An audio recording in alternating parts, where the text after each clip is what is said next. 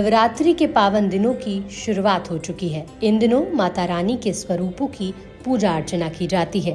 माता रानी के हर स्वरूप का अपना अलग महत्व है। उन्हीं में से एक स्वरूप है माता लक्ष्मी का, जिनका हिंदू धर्म में विशेष स्थान है। माँ लक्ष्मी को धन की देवी कहा जाता है। लेकिन क्या आपको पता है कि माता लक्ष्मी ने भगवान विष्णु को रोने पर विवश कर दिया था और फिर माता लक्ष्मी को एक माली के घर पर काम करना पड़ा था। चलिए आज के इस वीडियो में हम आपको इसी कथा के बारे में बताते हैं। हिंदू धर्म में भगवान विष्णु और माँ लक्ष्मी का विशेष स्थान है। जीवन में सुख, शांति और समृद्धि पाने के लिए भगवान विष्णु और माँ लक्ष्मी जी की पूजा की जाती है। मान्यताओं के अनुसार एक समय भगवान विष्णु धरती पर भ्रमण के लिए जा रहे थे। तब माता लक्ष्मी ने भी भगवान विष्णु के साथ धरती भ्रमण के लिए साथ चलने की इच्छा को प्रकट किया।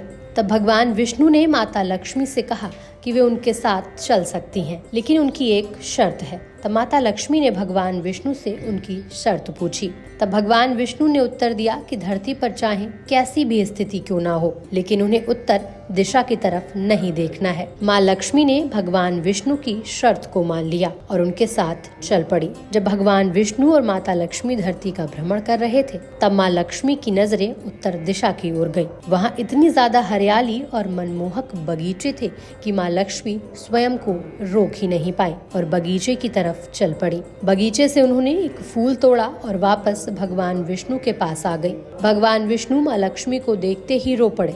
तब माँ लक्ष्मी को विष्णु जी की शर्त याद आई और उनको एहसास हुआ कि उन्होंने गलती की है। भगवान विष्णु ने कहा कि बिना किसी से पूछे उसकी किसी भी चीज को छूना या उपयोग करना अपराध है। माँ लक्ष्मी ने भगवान विष्णु से अपने किए की माफी मांगी, लेकिन भगवान विष्णु ने कहा कि आपकी गलती की माफी तो सिर्फ बगीचे का माली दे सकता है। तब भगवान विष्णु ने कहा कि माँ लक्ष्मी को माली के घर दासी बनकर रहना होगा। भगवान विष्णु के वचन सुनते ही माँ लक्ष्मी ने तुरंत ही एक गरीब स्त्री का वेश धारण किया और माली के घर चली गई। माली ने भी माँ लक्ष्मी को गरीब स्त्री समझकर काम पर रख लिया और उनसे अपने खेत और घर में काम करवाया। लेकिन जब माली को पता चला कि वो गरीब स्त्री कोई और नहीं बल्कि स्वयं माँ लक्ष्मी है, तब वो अपराध भाव के कारण रोने लगा और उसने माँ लक्ष्मी से प्रार्थना की कि जो भी उसने उनके साथ किया उसके लिए माँ लक्ष्मी उसे माफी दे दे। तब माँ लक्ष्मी ने मुस्कुराते हुए माली से कहा